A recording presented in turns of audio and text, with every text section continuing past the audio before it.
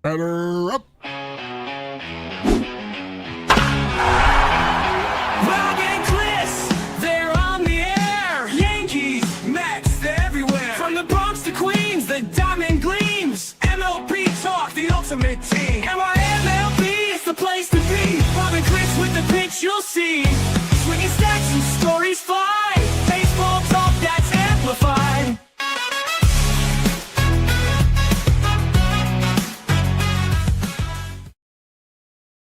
And welcome to a new episode of NY MLB Talk with your host, Rob and Chris, as we cover the Mets, Yankees, and all of Major League Baseball. And if you're watching us right now on YouTube, hit that sub button. We'd really appreciate it. And also, if you want to follow us on Twitter, on TikTok, it's at NY MLB Talk. Rob is at R. Maraska, myself at CP7NY. Rob, we got a very special guest. Why don't you introduce him and let's get going. Yeah, we have former Major League pitcher Jim Kern, who, when I was a kid, he was one of the best relievers in baseball at the time for the Texas Rangers, and he started his career with the Indians. Jim, thanks for coming on. I've been looking forward to this since I talked to you. So thanks for coming on. Well, it just goes to show you got to get a life. Yeah, well, I know, but listen, this is a fun life talking to you guys. So listen, you were a 3-time All-Star, three games in a row, right? 3 All-Star games in a row. You were one of the first really, really great relief pitchers. But tell us, when you were a kid, before you got to the big leagues, what team did you follow as a kid?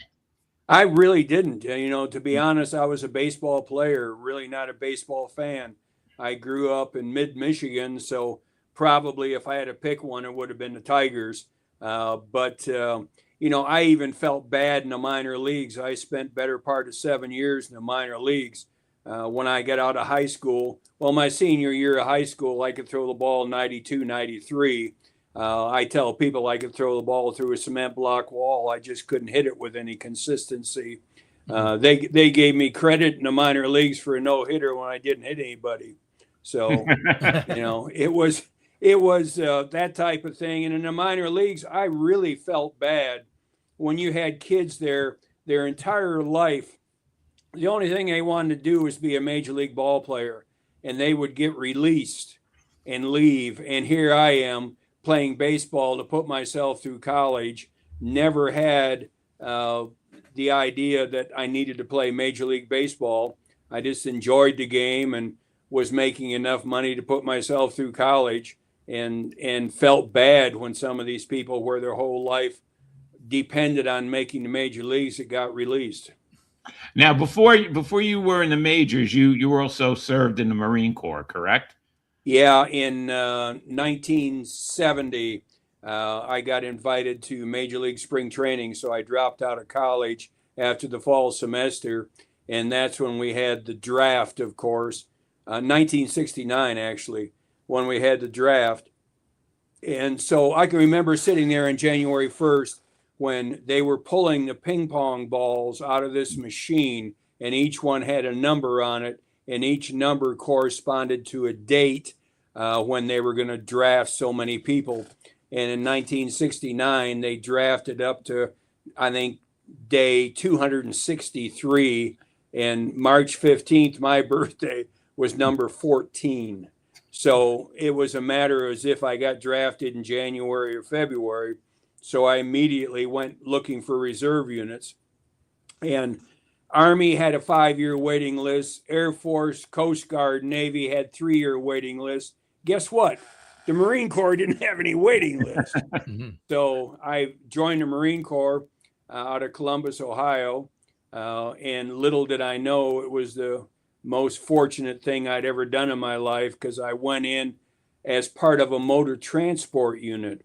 And so when I went in the Marine Corps, you went through the normal boot camp in Parris Island, then infantry training in Camp Lejeune. And then they sent me to a motor transport unit at Camp Lejeune for the remainder of my 6 months. Well, what that gave you a military driver's license. And my original MOS, military occupational status, was 3516, which was heavy equipment mechanic. My secondary MOS was 3531, which was driver. And of course, in the Marine Corps, one of your three is always 0311, which is grunt. And so I got this military driver's license. So any place I went for the next 5.5 years, I was the only person in these units that had a military driver's license. And so I became the company driver for the captain or the major. And while everybody else was playing in the snow with their rifles, I was in my 5-ton pickup, sleeping in the front seat, protecting it. That's great. Yeah. And you were your nickname, right? Which you also named Emu. You also named a company after that. How did you? I know how you got the nickname, but I want to hear it from you. How did you get your nickname? Well, at the time I was 6'5", a little better than that, weighed about 180, 185. If I turned sideways, the only shadow on the ground was a pair of lips, And so as I walked around with my knuckles dragging on the pavement and such, and I would scream like a crow just for the hell of it. And I'm walking past Fritz Peterson and Pat Dobson one morning in the Cleveland clubhouse, and they were two of the bigger wackos you ever want to meet. Great guys, but crazy. And they had played together in New York, so they knew each other well. Well, they're doing this crossword puzzle, and the clue they're working on is the world's largest non-flying bird. And I walked past flapping my arms and sounding like a crow, and at that instant, I became Emu. And then Pat moved it to the amazing Emu. Yeah. And so, and then when I got traded from Cleveland to Texas, Buddy Bell and Larvell Blanks came over with it. Johnny Grubb was there. John Ellis was there, and they had all known me in the Cleveland clubhouse as Emu. So I was immediately Emu when I went to Texas, and it just rolled on from there. Yeah, that is a great nickname. Go ahead, Chris. You wanted to ask something. Jim, you said you were wild in the minors, right? What changed in your approach pitching or whatever you did to get you to get called up to the majors with the it's I think the big transition in 72, I was on the 40-man roster, wasn't aware of it, in Elmira, New York, and I was 3-11. And we had a team that was probably only 20 games below 500 and playing in the Eastern League, but we played against either Pittsfield or West Haven, forget which one the Pirates minor league team was, AA. And on that team was Jim Campanis and a guy named Dave Augustine, both of which played in the majors, Augie for Pittsburgh and Campani for LA, I believe. And they were in winter ball. After the season, I enrolled in Michigan State, and I was down there doing my junior year in a chemical engineering curriculum. And I had finished a associate's degree at a junior college because that's what I could afford to do in Michigan. And 3 weeks into the semester, I get this call from this team in Mexico, Las Mochas. And they asked me if I wanted to come down and play winter ball. They said Dave Augustine and Jim Campanis had recommended they called me for a pitcher they needed. Well, hell, I had been 3-11 that summer in AA. This is the last thing from my mind. And I think I had made $750 a month in AA, and they offered me $2,000 a month, plus free housing, food, and everything else. Well, hell, I dropped out of college the next day, and 2 days later, I was on the way to Tucson, Arizona. And then they flew up in their private plane, which was like a 185 Cessna, picked me up and then flew me to Las Mochas, which was 11 hours south of the border. And we land in Las Mochas, and they put me up in a hotel. Well, the two people that spoke English in the entire town just dropped me off. I walked around eating. I'd go in these restaurants, they had dirt floor, thatched roof. This is back in the 70s, and had no chance with a menu. So I'd take the waiter and we walk around one table, and I'd point to something a guy was eating. We'd walk to the next table. I'd point to something somebody else was eating. That's the way I got fed for the first month. And then one of the members of the team was Aurelio Rodriguez, who played third baseman for the Tigers, the best arm I ever saw at third base. And they put me with Aurelio rooming on the road because Aurelio spoke English. And I can remember one night in Culiacan, about 2 o'clock in the morning, you hear this machine gun. And I woke up and I said to Aurelio, "What the hell was that?" He said, "Don't worry, just some drug deal gone bad." This was Mexico. Yeah. So I play in Mexico that winter, and I'm pitching well. I'm 8-3. So the next year we go to San Antonio.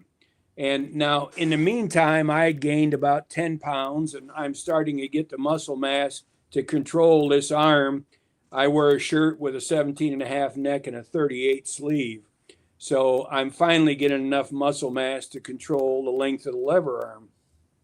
Go to San Antonio, and Tony Pacheco was the manager, AA manager, and he taught me how to throw a pound ball for a changeup, which helped a lot. I had a lot of trouble throwing any breaking balls anywhere near the plate.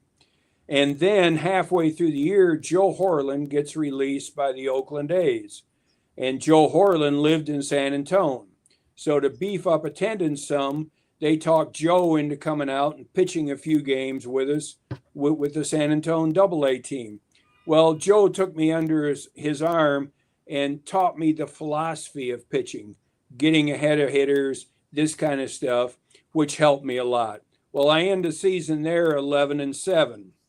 And the next year we go to spring training, and I have spent 4 years in A-ball and 2 in AA at the time.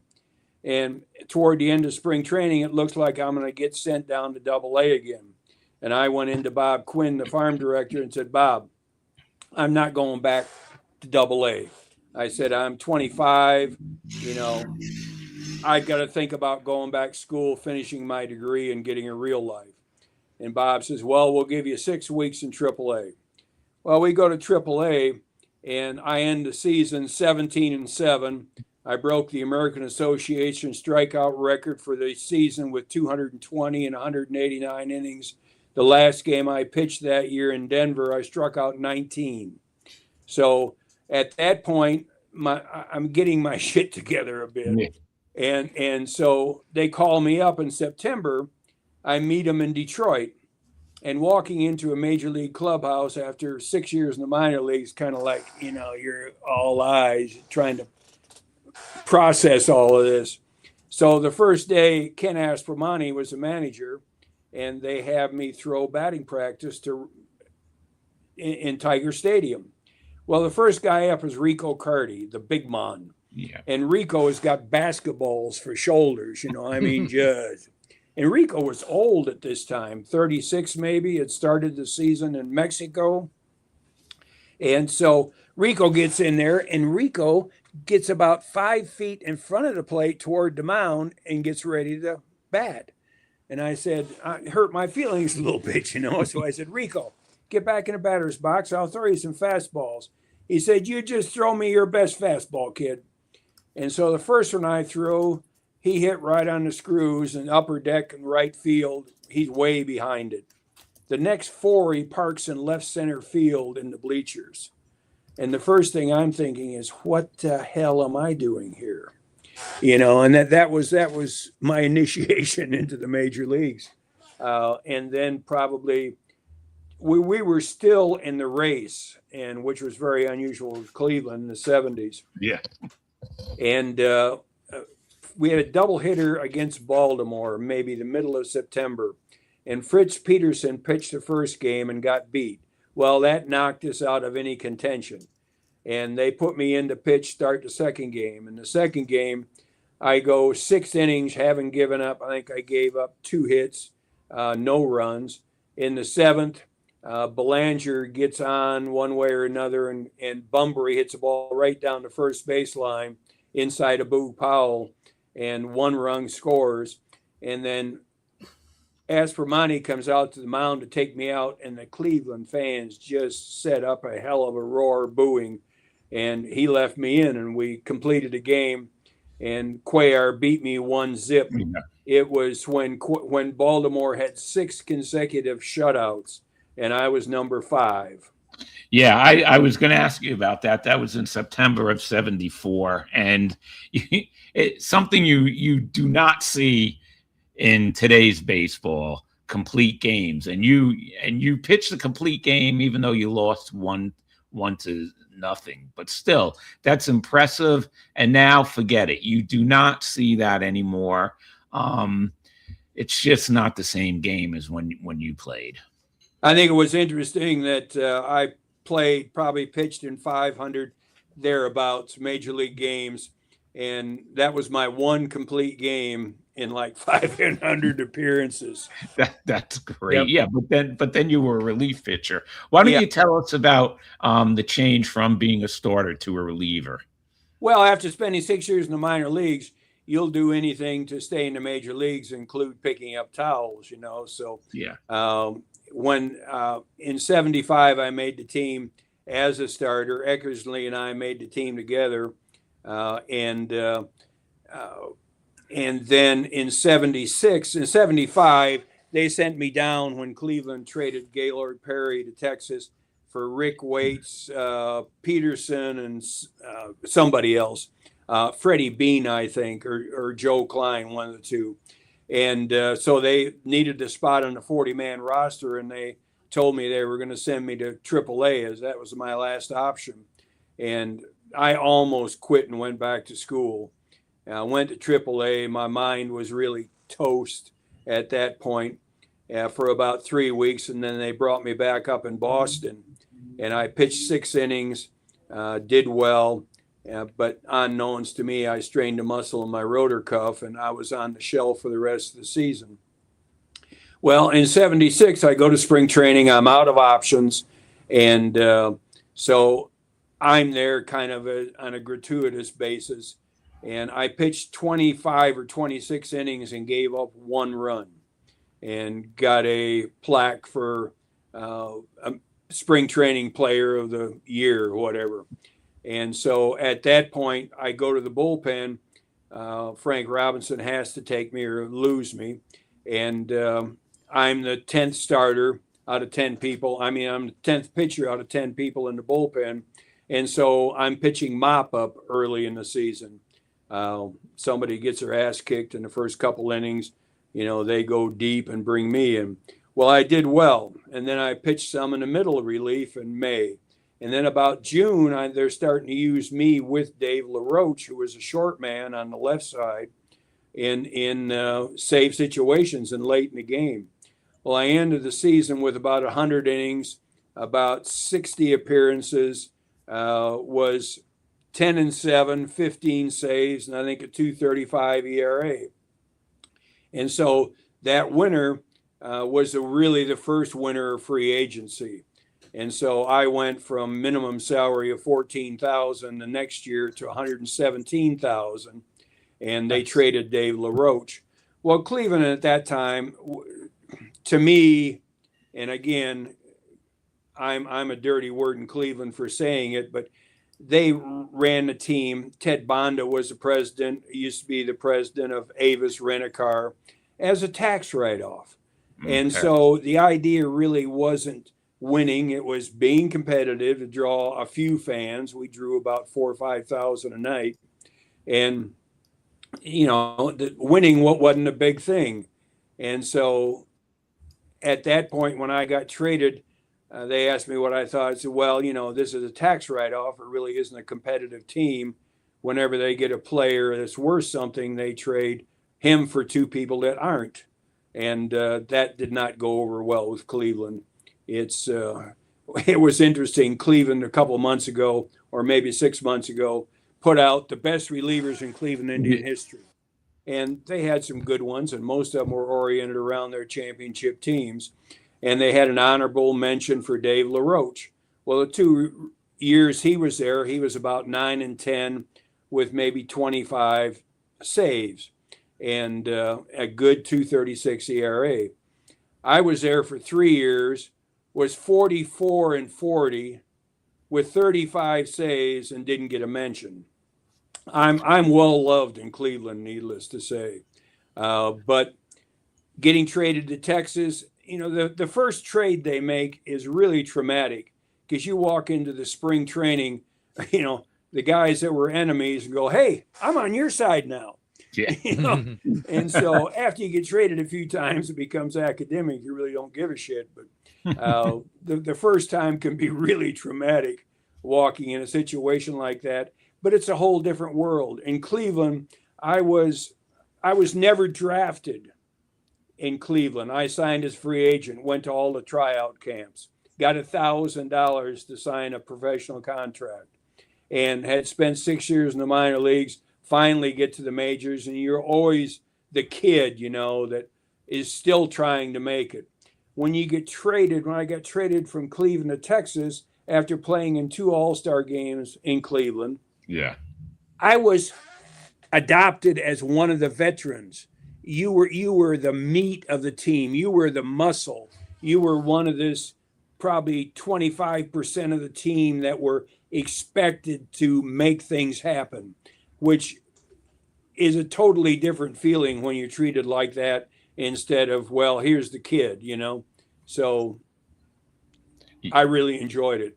Yeah. Chris, go ahead. You wanted to ask Yeah, something? and you know what? In your trade to Texas, you were traded for a couple of good players, Len Barker and Bobby Bonds. So you weren't just some Bobby pushover. was at the end of his line. Right. Barker was coming up. Large Lenny threw a perfect game for Cleveland down the road. Never really was a whole lot more than a 500 pitcher, but Large Lenny had some good stuff. And again, when you're a 500 pitcher with a team that very seldom finishes 500, you're a pretty damn good pitcher. Yeah. Well, in 1979, you won the Rolaids Relief Man Award in the American League. You had a great 1979 season for Texas. But one thing I remember when I saw you pitch was at the All-Star game when Mazzilli hit the home run off you to tie the game in 79. But the whole season you were just you were great. Could you give us some highlights of what you remember about that season? Well, I got traded in October from Cleveland to Texas, and then in December, they got Sparky Lyle from New York.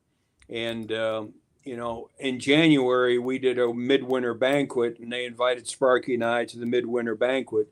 We were the holy grail of the bullpen, or we're supposedly going to be.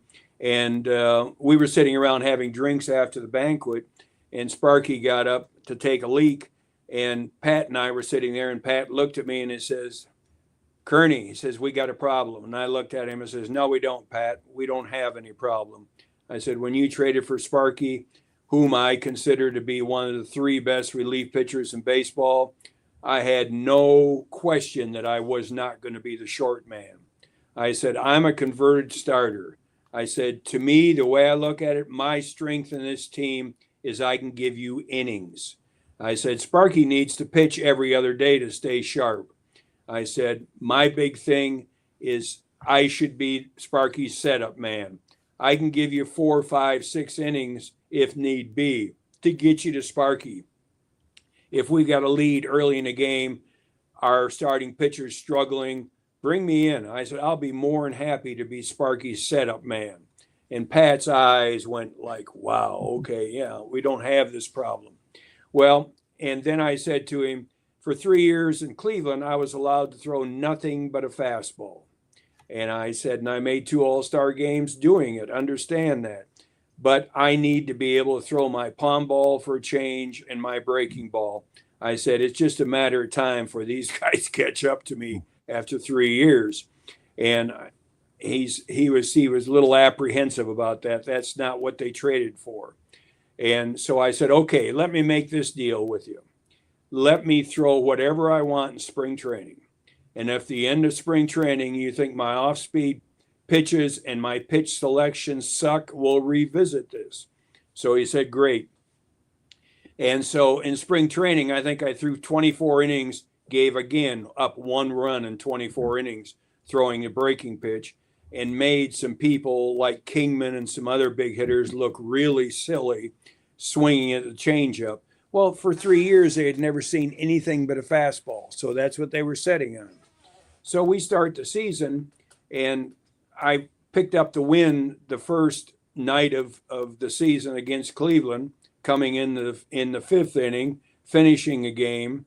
And from that game till the end of the season, 71 appearances, my ERA never went over 2. And at All-Star break, I was 10-2 with 15 saves. It seemed that whenever I came into a game, our team scored runs. Poor John Matlack, he'd come into a game and they didn't score any runs. I mean, he pitched 6 innings, 7 innings, give up 2 runs and pick up a loss. It was so bad that at the end of May, Matlack was taking my uniform jersey and hanging it in the dugout when he was pitching. Yeah, it was. And then we get to the All-Star game, and Lemon brings me in the 7th inning, 1 run up. You know, as a relief pitcher, you expect to pitch 1, maybe start the 2nd inning. Well, I get out of the 7th, get into the 8th. They pinch hit Mazzilli, and I think I had 2-2 on him, threw a good fastball low and away. And Mazzilli was strictly a pull hitter. Yeah. And we're playing in this bandbox called the Kingdome. And Mazzilli gets beat, hits the ball down up in left field. It hit the top of the wooden fence and bounced back in the field, I believe. Might have bounced in the stand, but hit the top of the fence. Any other park other than Fenway, that's an out. All right, tie score. So we get into the 9th, and in my infinite wisdom, the first thing I do is walk Morgan to lead off the inning. And he's on first. And I had made a pickoff move to first base in the 8th inning. And I always did a jump shift. And the rule says you have to step toward first. You can't pivot on your back foot and then step. Both feet have to leave the ground. You have to step. Well, I did this jump shift where you jumped with both of them and pivoted, so they were both off the ground. Use that move in the 8th inning, fine. 9th inning, Morgan gets up. I make the move to first, and Lee Wire, the umpire at first, National League umpire, calls a balk. Yeah. I went over and said, "What the hell? I used that same move last inning. You didn't call it." And he looked at me and said, "It just didn't look right." You know. And then I'm getting hot. And then he finally looks at me and he says, "You want to watch the rest of the game here or in the clubhouse?" And I should have taken the clubhouse because I was pissed. Well, then we got a guy on second, so Lemon has me intentionally walk the next guy. And then we get 2 outs, and I walk another guy to load the bases. Mazzilli comes back up, and Lemon brings in Guidry, who had pitched 2 days before, 9 innings, and Gid is tight as hell. And he ends up walking that batter, walking the winning run in. And Suter had pitched the 8th and the 9th for the National League to pick up the win. But one of the reasons Suter won, don't get me wrong, a hell of a pitcher, some good shit. I can remember Dave Parker talking to Reggie Jackson before the game saying, "Yeah, and you get to see if you can hit against Suter tonight, because none of us have had any luck with him." And that's how good Suter was. But Parker made 2 awesome throws, one in the 8th inning to third base to get the runner out, and the other one at home to get Brian Downing out, 2 laser right on the money, right. And which earned him the MVP, rightfully so, of the game. And so Suter picks up the win and I pick up the loss. But when have you seen a relief pitcher in the All-Star game pitch 3 innings? Never. Yeah, never, and it'll never happen again. That's for sure. But that year, you won the Rolaids AL Relief Man of the Year. You had such a great season. You were 13-5 with 29 saves and a 1.57 ERA. That was what your ERA was then. To me, the most amazing stat from that season, if you average 1 hit per inning pitched, giving up, you've had a good year. That year, I pitched 149 innings and gave up 99 hits. To me, that is the most impressive stat. That is impressive. Go ahead, Chris. It was 143 to be exact innings pitched, 99 hits, and you struck out 136 that season. Yeah, interesting enough, as a relief pitcher, I was 7th in the American League in strikeouts. Wow. There you go. Yeah. And you also finished 4th in the Cy Young that season as well. Yeah, that was a little bit of hard feelings there, the way I looked at it. Suter, you look at Suter's stats and compare them to my stats. Suter won the Cy Young that year in the National League. Yeah. And again, they had a starting pitcher. Most any starting pitcher won in the National League that year was 20. And if you look at my stats against Suter's, I think mine are as good or better. It's not so. McGregor won 23, and he rightfully won the Cy Young. But second on the Cy Young was Tommy John with 20 wins. Third was Guidry with 18. Mm-hmm.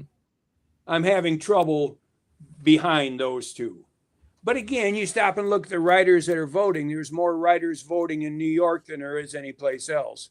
And not that they were biased in a nasty vein. It's just when you watch Guidry and John pitch 30, 35 games, you see how good they are, and it makes an impression on you. When you see Jim Kern pitch 3 or 4 times, the weight's going to go to the people that you've watched a whole lot more. Still, Jim, those seasons you were amazing. I mean, I was a Met fan, a National League fan, and I knew all about you. And this is before social media, and we only got to see you pitch if you happen to be on the game of the week, or if you pitched against the Yankees. Then I got to see you pitch. But I knew Jim Kern just as much as I knew Guidry or any of the other pitchers. You know, that's interesting you make that point, because in '77, Eck and I got selected the All-Star team, and during batting practice, the National League's hitting, and I happened to be walking behind the screen, and Sparky Anderson was there, and I really liked Sparky Anderson, and Whitey Herzog were, I thought, and Earl Weaver, I thought were the 3 best managers around. And I'm walking behind the screen, and I said to Sparky, I said, I just wanted to introduce myself and say hi. You're one of the more impressive managers, I believe, in the game. You don't know me, but I'm Jim Kern. And he looked me in the eye and he says, I know you. You're the guy that throws a fastball about the size of an aspirin. I mean, and again, like you said, even though I had never played in the National League, he knew me. Yeah, I definitely knew you, Jim. Definitely did. Chris, go ahead. You wanted to say something. I'm sorry. Yeah. And well, after that season, that was the 79 season. What happened after that 79? Did you start getting injuries? Yeah, in '79 in spring training, toward the end of spring training, I hyperextended an elbow. I threw a pitch, and it felt like somebody hit you with a ball-peen hammer on the inside of the elbow. And I knew at the time I had hyperextended the elbow. Well, I had just signed a 5-year guaranteed contract, and I tried to pitch through it. Well, I tried to lower my arm a little bit to take some of the pressure off the elbow, and I ended up freezing 3 vertebrae in the back of my neck. And to the point where I came in here and tried to pull out the left arm to bring the right one through, and it felt like somebody was pulling the trap muscle off my shoulder. Just big time pain. And so I'm trying to pitch around this, getting my ass kicked with regularity. This isn't working well.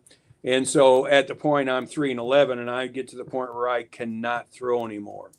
So we go in rehab.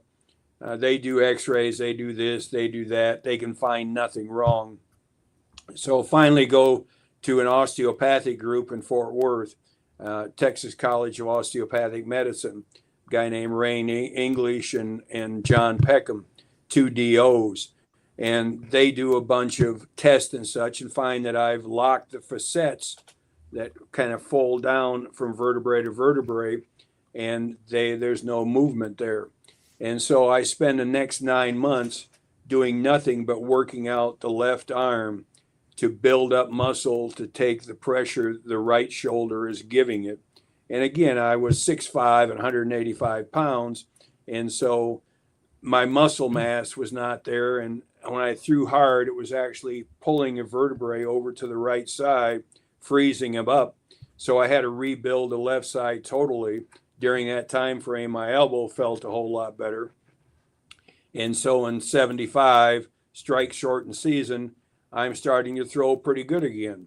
And then Eddie Robinson feels he has to make a move. So Emu's headed for New York, and had a good year in Cincinnati. Think I had about 55 appearances, 2.85 ERA. And when I got there, Bill Wagner had a no beard policy. Yeah. His North Korean type of rules. And so at that point, I agreed to shave the beard. And then in July, I'm having a good year.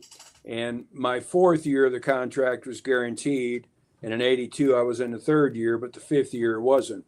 So I told Wagner I need to be traded or guarantee the 5th year of my contract. And Bill, in his arrogant attitude, says, we'll do whatever in the hell we damn well please, and kicked me out of the office. Well, it was real simple. I just quit shaving. 3 weeks later, I'm gone. There you go. So, I mean, that how you worked get it out done. pretty well. And then I go to the White Sox, and La Russa and I didn't get along. I guess I didn't drink enough for him.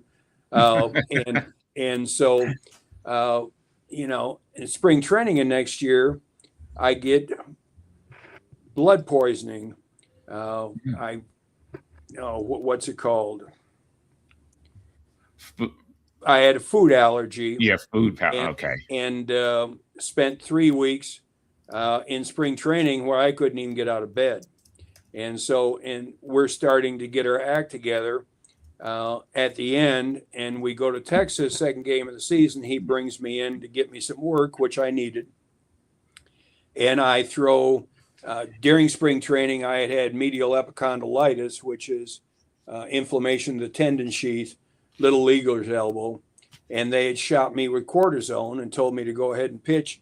The doctors had told the trainer to tell me, Herb Schneider, to go ahead and pitch. You couldn't hurt it.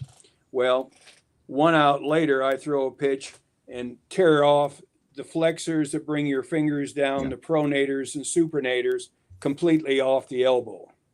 I mean, they're down in here.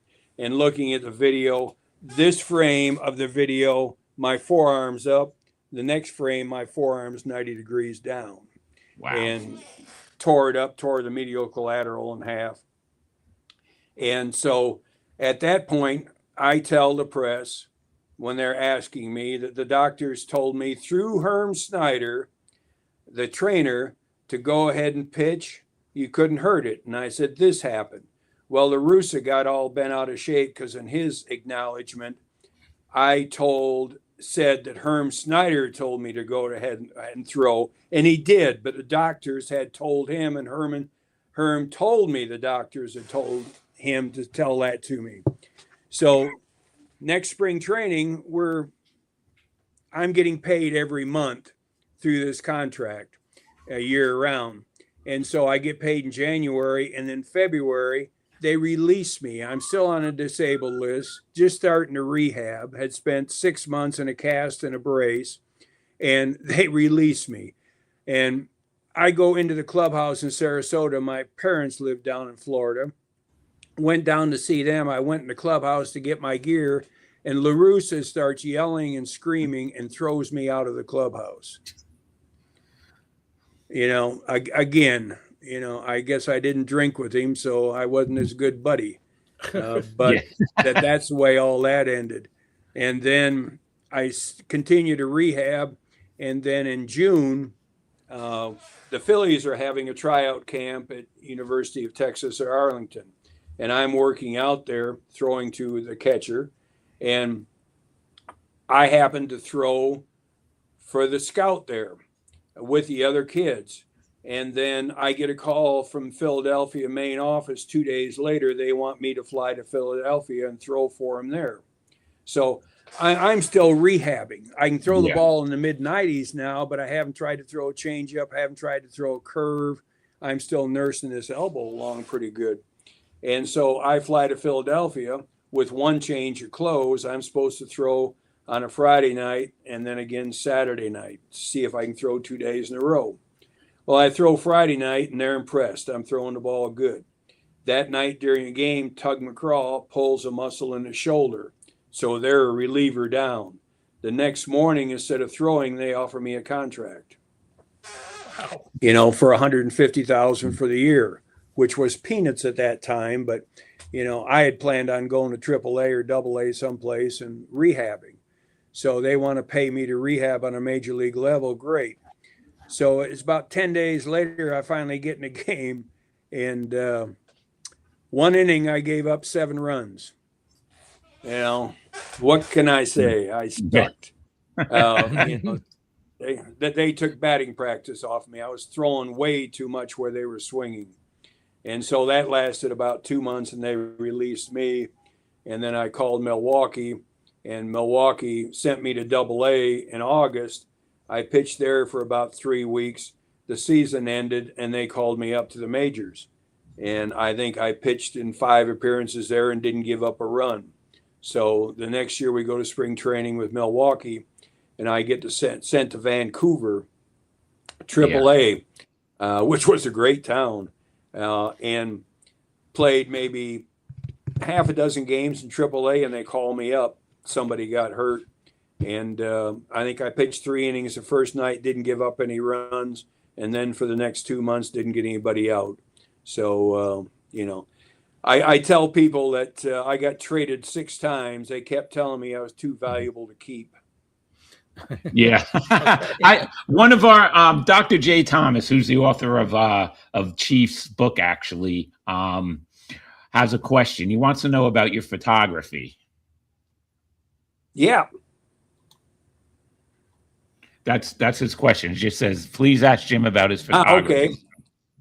I've always enjoyed photography, and when I retired, actually, I ran out of teams. I didn't retire.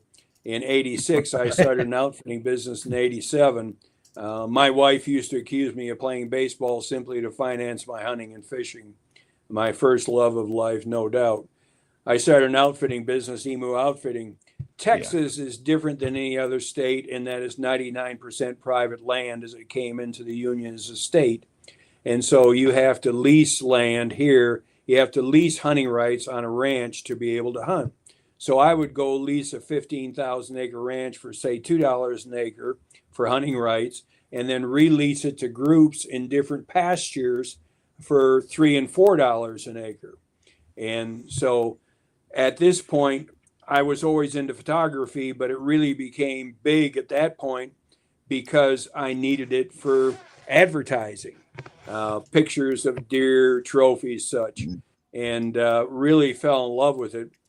Then I started managing fishing lodges, the American Office of Fishing Lodges in Brazil's Amazon, maybe 1,400 miles from the ocean, areas that had never had a river, a road punched into them, never been timbered. So completely wild, like the Portuguese saw it when they first showed up in the 1500s. And again, the photography became huge because I'm seeing things most people don't get an opportunity to see. We were fishing for peacock bass, which would go upwards of 20 pounds. And so pictures of these exotic fish. And then we go to Alaska, and I manage a lodge in Alaska for half a dozen years, 180 air miles from the nearest road. There's myself and the wife, probably 1,400 miles up in the Amazon, and a lodge they had built up on a hill there. But this, I mean, the only people around there are the natives with hand lines. Here, this picture's interesting. This is a airboat in Alaska for spring bear hunting. The ice on Lake Iliamna was too honeycomb that time of the year to be able to go across to get to our hunting grounds. So the owner, Jerry Pippin, decided to get this airboat to go across the ice about 40 miles an hour And if you broke through, you just kept on going. This thing had a 580 cubic inch motor, dia-post propellers. This thing would wake up the dead at 3 miles. It would get us where we wanted to go, but every brown bear you ever seen had heard us about an hour before and were hauling ass up the hill. Yeah. Yeah, but the photography was big. Now, this is Texas, a ranch I guided on in photography between Abilene and St. Angelo called the Buffalo 4 Ranch. Some of the deer we had. Here's a sizzle-tailed flycatcher. Birds really fascinate me. This is one that had a bug in its mouth. There's another one of our huge whitetails. It's great. And I was born and raised in Michigan, and you never saw a deer like this. I mean, Yeah, we've got deer that'll. This guy we called the assassin because he would fight with deer. He just didn't want to beat them. He would get them on the ground and run them through with those horns. Look at those. Watched him kill 3 or 4 deer. Wow. Yeah. That's some great stuff. I got a couple people are texting me questions, so I'm going to ask you one. Is it true that you used to eat newspapers? Because 3 people just texted me. They want to know about that. Well, I ate a couple of texts in the Marine Corps in boot camp. If you got more than 1 letter a day, you read one and ate the rest of them. I mean, that was just the way it went with the drill instructors. And so we're on a plane. We're in Baltimore in '79. I made a horrendous play in Baltimore to lose the game. Guys on first and second, a bunt. I get over in a hurry, throw to third, get the advancing runner. And just as I let go of the ball, I heard, "Kearney, no!" And it's a third baseman, Buddy Bell, standing next to me. Well, the ball goes in left field, 2-run score. We lose the game. I'm pissed. So we get on a plane flying back to Texas. And like I said, the press flew with us. And Jim Reeves from the Fort Worth Star-Telegram had been reading, I think it was, a long book like War and Peace, and for about 3 road trips. And he was right down at the end of it. And I was pissed in a bad mood, and everybody was hanging their head. And I grabbed Revo's book, and he jumped at me, and I threw it to Sparky in the seat. Revo jumped at him. Sparky throws it back to me and grabs Revo and holds him.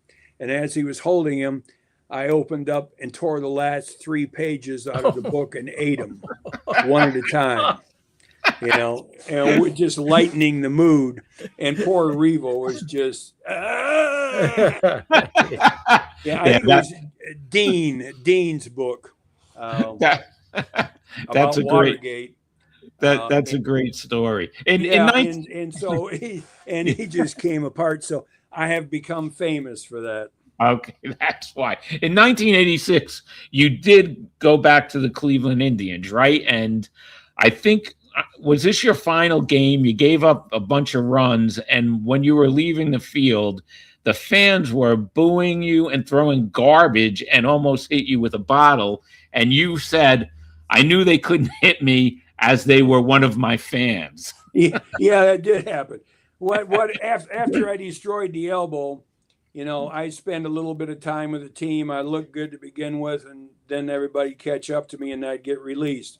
So my thing was, when I destroyed the elbow, I had 8 years and 156 days of major league time. 10 years was maximum pension benefit. And you had to have 162 days on the roster, 172, I think, to constitute a year. And so I needed a year and 16 days. And so what I would do is I would throw all winter. And when spring training came, I would go as a non-roster player with the team. And I had thrown, I was as good as I was going to get. The kids hadn't done anything all winter. They were rusty. So I really looked good in spring training, and I'd make the club. And then about 2 months later, I'm gone, you know, once the kids catch up to me. So the last year I needed like 60 days to get 10 years. And so I go to Cleveland, and there's 26 people on the staff trying to make 10 spots, maybe 11. So I knew the first day I had to get people looking at me. I'm 36 years old and has been. So I'm throwing as hard as I can, and we come in the clubhouse, and that was in batting practice. Come in the clubhouse, and your veterans like Tabler and some of these people are bitching like hell because goddamn Kern is throwing the ball 100 miles an hour. We're in batting practice trying to hit it. Well, what it did is it opened the coach's eyes, and they start, you're hearing Kern's an asshole, and Kern's throwing too hard. Well, everybody's looking at me. So I eventually make the team. And again, as the season progresses, I'm getting hit harder and harder as the kids come up to speed. So yeah, in that game, I pitched 1 inning against Texas, gave up 8 runs this time, and goodbye ERA. And so on that, when I come off the mound, you have fans are throwing stuff. They're drunk as hell. And one throws a bottle at me, and I didn't even see the bottle. Didn't even know it was thrown at me. And afterwards they say, yeah. And so, I'm me not being in a good mood again. I said, I know he couldn't hit me. It was one of my fans. That's a great line. Chris, you want to bring up the book and talk to Jim real fast about Let me tell you one more story. Okay, the go ahead. Story was Sparky Lyle. I mean, yes, Pinky May in A-ball. I'm getting hit really hard in the first couple innings. Good moving fastballs, moving to left, right, dead center. Pinky comes out to the mound and says, "Kearney, we got to take you out." And I looked at Pinky and I said, "But I'm not tired." And Pinky looks at me and he says, "Yeah, but the goddamned outfielders are." That was great. That's great. That is a great one. Love it. Go ahead, Chris. Yeah, all right, Jim, let us know about your book you wrote here about some time in the Rangers. This is 70-80 Tales from Texas Rangers. This is the old guys. This picture here of my friends, Gaylord Perry holding me, Fergie in the middle, Sparky beating the hell out of me. That's what happens when you ask friends to take a picture with you. What we did is put together stories. This has nothing to do with baseball strategy and stuff. This is the BS that went on in the clubhouse, on the road, in spring training. A lot of stories about the old Rangers, Gaylord, Fergie, Sparky, Danny Darwin, John Ellis, Mickey Rivers, Al Oliver, Richie Zisk, Toby Hara, Hargrove. But these are stories, and a lot of them are told. Tom Grieve tells stories. They're told in their own voice of how these things went down. This is what I loved about Major League Baseball. What was the bullshit that went on in the clubhouse and on the road more than I did the game itself. Yeah, that's what everybody loves. Chris, that's the QR code, right? Yeah, the QR code's up there in the left-hand corner of the screen. That takes you directly to Jim Kern's Amazon page where the book is there. If you want to purchase it, check it out. It sounds like it's going to be an amazing book to read. Yeah, and if you're an Amazon member, you can just read it as well. There you go. Oh, yeah, definitely. I'm looking forward to reading that book. We got a couple of minutes left. Chris, you want to ask Jim the question we ask every guest? Okay, Jim. We always ask our guest this final question. I'm not sure if you follow baseball now, but if you were named baseball commissioner today, what changes would you make to the game? Well, putting a runner on an extra innings. The question is, does that go on the pitcher's ERA? I mean, it's definitely going to go on his win-loss. To me, that's a bunch of BS. If look at what percentage of the game goes over 2 or 3 extra inning games, and it's like Bob Gibson in 62 when he had a 1.15 ERA. They lower the mound 6 inches for one pitcher, and look at all the total ERA for the season against previous season. It isn't dramatically different because one guy had an awesome season. They lower the mound for everybody. Every rule change in baseball you look at is oriented strengthening the offense. To me, the powers that be seem to think a 3.5 hour 10-9 game is more interesting than a 2 hour 2-1 game. Yeah, which we know it isn't. Both are great in their own ways, but everybody loves seeing a great pitcher's duel, and you don't see too many of those. All right, even though that's usually the last question, we got a couple of minutes, and I wanted to ask you about something you you told us before we came on about Sparky Lyle's hamburger machine. Well, Sparky, when we got traded to Texas in '79, and so did Sparky, I can remember during a midwinter banquet, he said, "You want to go see my house? I just bought a house." And so we went and got a cab and went around to see his house. Well, we had 1 or 10 drinks, we were feeling no pain. We drive around for an hour and Sparky can't find his house. Yeah. And so we go back to the hotel, and then I happened to buy the house right across the road from Sparky. So we're neighbors, and Sparky's big thing was purchase of the day. I mean, Sparky, the only guy I knew, my locker was next to his in the clubhouse. He had a hamburger making machine in his locker. And Sparky was called the Count, was his nickname, because I always figured it was because he was Count Dracula. You never saw him in the daylight. Sparky was a night person. And so he would get up about 2 o'clock in the afternoon, come to the ballpark, make himself a hamburger, which was his breakfast and lunch before the game. Sparky's best purchase was him and Buddy Bell, who just lived down the road, drove into the ballpark every day, and they're driving past A.T. Lowry Toyota dealership. And here is this Toyota Tacoma, jacked up to the max, big tires on it, chrome roll bar, floodlights across the roll bar. And Sparky stops and buys it on the way to the ballpark, drives it to the ballpark. And so he has a clubhouse boy go out and buy a 4x8 sheet of plywood, 2 cans of white paint and 1 can of black.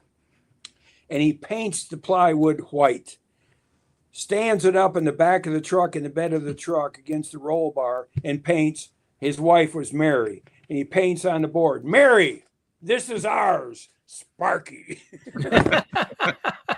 In the parking lot. So when she rolls in, here's this jacked up Toyota truck, fire engine red, with this 4x8 sheet of plywood informing her, "This is ours."